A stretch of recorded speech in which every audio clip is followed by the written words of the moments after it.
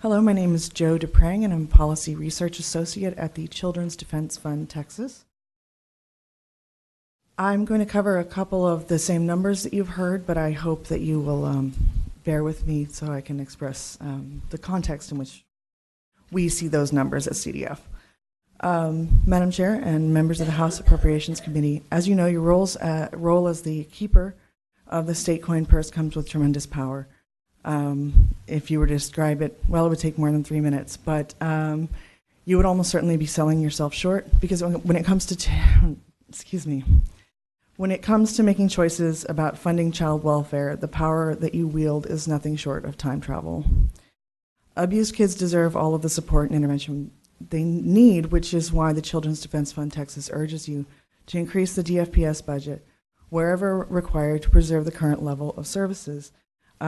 These investments are necessary and good, but it would be even better if they were not necessary. And that is where your ability to time travel comes in. Child maltreatment on the whole is neither spontaneous nor mysterious. We have hard data. We know what factors make a child more likely to suffer neglect and which interventions keep them safe. We know how something seemingly small, like a regular visit from a nurse, can shift a family's trajectory away from tragedy and toward the quiet, cozy triumph of a healthy home. We know, too, that changes in brain development wrought by maltreatment and neglect during a child's first 2 years of life can, through no fault of their own, set kids up to continue the intergenerational cycle that harmed them and their parents.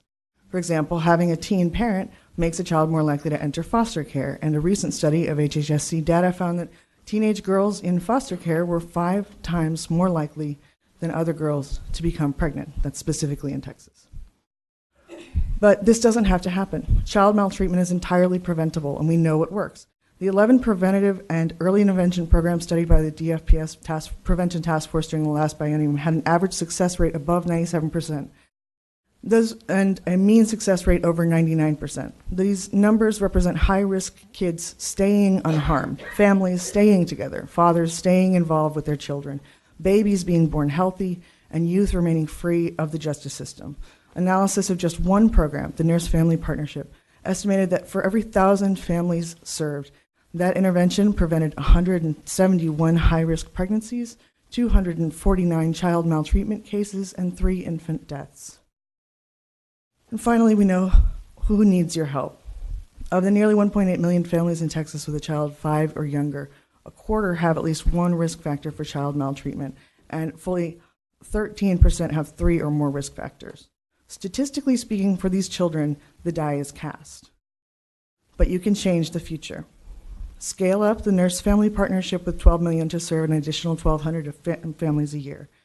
Expand the Healthy Outcomes Through Prevention and Early Support, or HOPES program, with $18.5 million to serve more than 2,400 additional families annually. Currently, Texas spends significantly less of its state and local child welfare funds and preventative efforts than the national average. But we have new opportunities to get a substantial federal investment if we're willing to take advantage of them. You're sure to hear compelling economic arguments for these investments from other witnesses, as you should. But at CDF Texas, we want to urge you to recognize, embrace, and exercise your unique power to reach into the futures of thousands of Texas children, pluck them out of emergency rooms and foster homes, and return them to their mother's arms at an earlier time, so that the tragedy and trauma that would have separated them never even happens. That's the superpower that you have called prevention.